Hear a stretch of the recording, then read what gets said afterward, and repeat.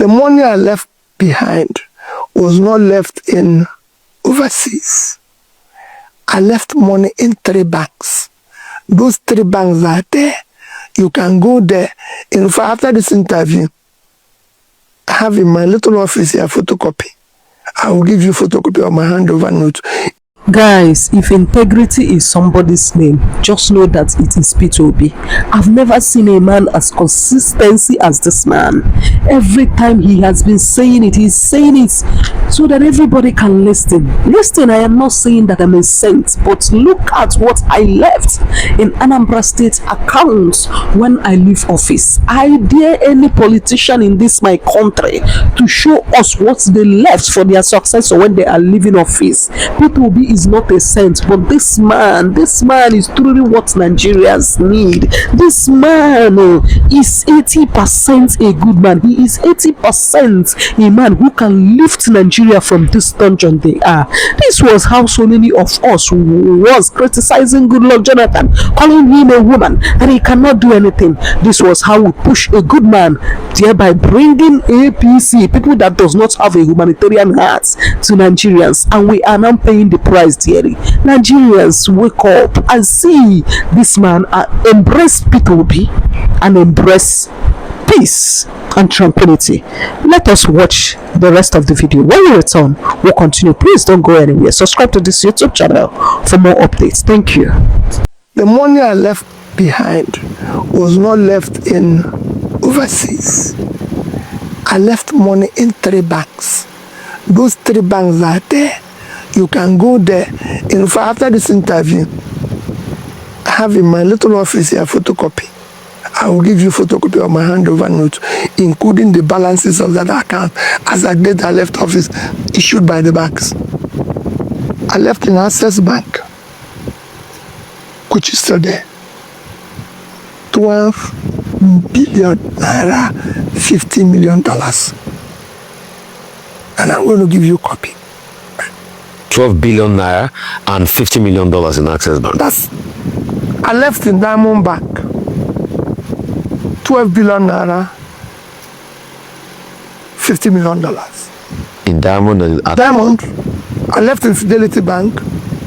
12 billion naira, $50 million. $50 million in these 3 accounts. And $150 million and 36 billion. What debts did you? 1 minute. They're documented. Rufai, the day I left office, I was not owing one contractor, one supplier who have executed his job. If you see one today, I challenge you. Go and see it. I was not owing any civil servant that was supposed to be paid by the state salary. I was not owing gratuity. I was not owing pension. Additionally, if you want to know, I left salary, enough to pay salary for 3 months. It's documented, and I'm going to give you the documents. It's not something that anybody. So I wasn't owing anybody. So you said you were not owing people that had completed their job, but you were owing those that had not completed their jobs. If you haven't done your job, can I pay you? How can you pay somebody who haven't completed job? Even you. So you are paid. You are not paid those that were not completed. That the job was still ongoing. If your job is ongoing, I won't. Let me give you an example. So are you telling me? When I came into Are you telling me that you left no debts behind in Anambra? Not one. I was even begging people to come and take their money. If you had a job in Anambra, you can go and ask anybody. Not one. Anybody who tells you Peter B was owing, call the person. I've challenged people for 10 years. I was surprised when you said this is about Christians. They should have even said some things that I said. I did that was positive, or I said I was positive. But let me tell you, I've consistently maintained that I would have removed the fuel subsidy. If you go to my manifesto, it's there. Steps I would have taken to do it in an organized manner. There was nothing wrong in removal of subsidy. What is wrong is the haphazard way in which it was announced and implemented. Everybody knows that the subsidy regime was a solution of criminality, that there was a lot of corruption surrounded with it, which you needed to bundle that aspect out of it, do it in an organized manner. And since you are doing it for savings, we're told we're doing it because we don't want to continue to borrow to continue the subsidy, and the removal of it will be able to have available funds to be invested in critical area of development. With honest things, billions saved. Where is it?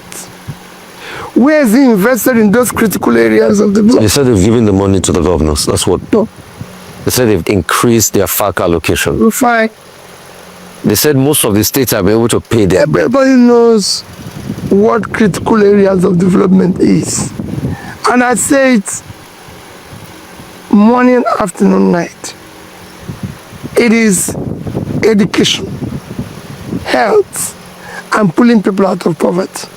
Rufai, is any of these three, has it improved? No. The Minister of Health said they're getting new primary health care centers. As regards education, they said they have done NEL Fund, where they give student loan to people. You know, as regards infrastructure, they talk about Postal Road and all that. Let me just finish before. What I'm saying is, if you look at this, so you have removed this. People are paying more for fuel. It has escalated cost of everything, and we are not seeing where. The same thing with what you talk about, issue of Naira. There's nothing wrong with floating your currency. There's nothing wrong in even devaluing your currency. But you do this when you have productivity. What devaluation or floating does that? Your currency becomes, in terms of value, low. You attract investment. Your products becomes unmarketable. But where we are unproductive, you have nothing to sell. So it's a double whammy. So in all this, I would have done the same thing in an organized manner. And when people say alternative economic policies, they're there. This is what you get always in Nigeria, because we now live in a country of propaganda and lies, and they manufacture it. The problem we have in the Labour Party is problem instigated and sustained by the government of today. Where's the proof? I don't need to tell you. In fact, when you have a party chairman who calls a state governor a dwarf and dwarf thinking, forget about me. So it's not weak. Okay, I'm weak, but it's not weak. Is every other person there weak? So let's all be sincere with ourselves. Before they call you names here, you know it. You speak the truth and you call you names. We now live in a country of propaganda and lies and trying to put problems everywhere. They won't even put problems in families. Rufai managed and built a business locally and internationally, and they are thriving. By the time I left them, I've been chairman of corporations, quoted companies, director, and I've earned my respects. And I've been a governor. There's no place that have shown weakness.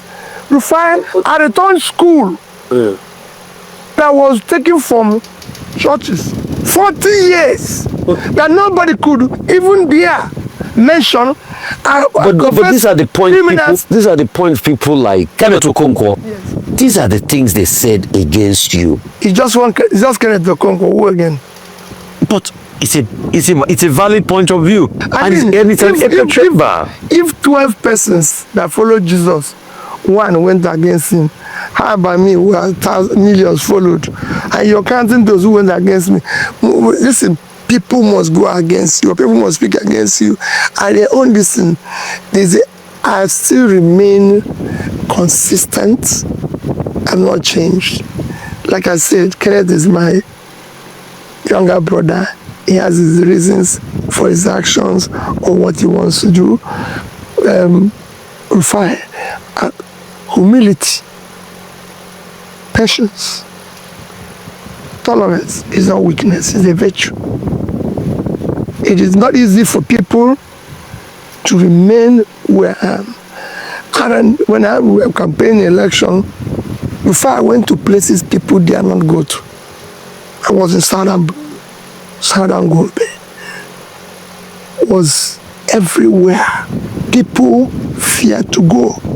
Before I drive around this country today, this year alone, I've driven from Abuja to Kafancha, to Kaduna, to Kano, to Katsina, to Jigawa, to Jos, to Benue, to Kogi.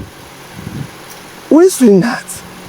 So people just stay in their house and talk about this macho they are. Just like they stay, they don't go to anywhere. It's easy to be an armchair critic. For God's sake, I'm on the road. Yes, so guys, Nigeria is inexplainable. This is a man that God has sent to us, Nigeria, to liberate us from this dungeon that we are in this country. Peter Obi is the man for the job and more. Look at the way he explained everything, and he always back everything he said with proof. He will tell you, if you are doubting me, here is the proof. Go and ask question. Why would anybody say that he dragged Anambarians into poverty when he was the governor of Anambra State? He has been saying it countless times that they are 30-something in education, but when he came on board, they became first in WAEC. He have said it countless times. He keep on saying it. I left so amount in Diamond Bank. I left so amount in Access Bank. I left so amount in Fidelity Bank. How many governors? I mean, both past, the present, and even the people that will come in future. Yes, how many of them can come out and say the money they left for their successor? How many of them can say that they will root, that there will be nothing in the state accounts? And I've never seen any of them being arrested. They couldn't lay any claim on Peter Obi. They didn't see anything to dent this man's image. Otherwise, these people would have arrested him. Why would Nigerians? Anyway, it's not Nigerians. We fought a good fight 2023, guys. I know that Peter Obi, the vote they gave to him is actually not what he got 2023 election. But those that voted for this party now, how are you guys enjoying the administration of Tinubu? How are you guys enjoying this administration? I hope you guys have collected your trophy. I hope they promise you guys have gotten it. I hope that you people standing on his mandate are still standing strong. I hope that you people are seeing the truth now. Why would anybody see the truth and choose lie? Why would anybody see that this thing is not good and they will still stand on it? Guys, this man is a God sent.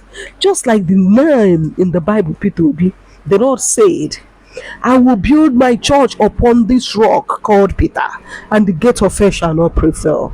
I am praying that Peter Obi will be the rock that Nigeria need, and the gate of hell will not prevail 2027. No matter what these people do, all their to make sure that they retain power come 2027. The Lord will not allow it to happen. Nigerians have suffered, even when we don't have any need to suffer. Even when the Lord has blessed us with everything good, why should we suffer? Why should we pay through our nostrils? In the land that God has blessed us with everything good, we have versatile land that we can plant from January to December. Even during dry season, we can use irrigation and plant because there is no snow in this country. But people can no longer access their farm. Even in their house, they cannot sleep with their 2 eyes closed, and this administration said that they are working. If they truly explain Nigeria to you and you understand it just like that, believe you me, they did not explain Nigeria very well to you. Things they happen, but I know the Lord will give good Nigerians victory, because we are only clamoring for a better Nigeria. We are only clamoring that we should retain the name and uphold the name Giant of Africa, not just in book. Guys, I will see you in my next video. Please like this video, comment and share, turn on the post notification so that anytime I upload a new video, you will be the first to get notified. Thank you so much for watching. Stay safe and have dominion. Thank you and bye bye.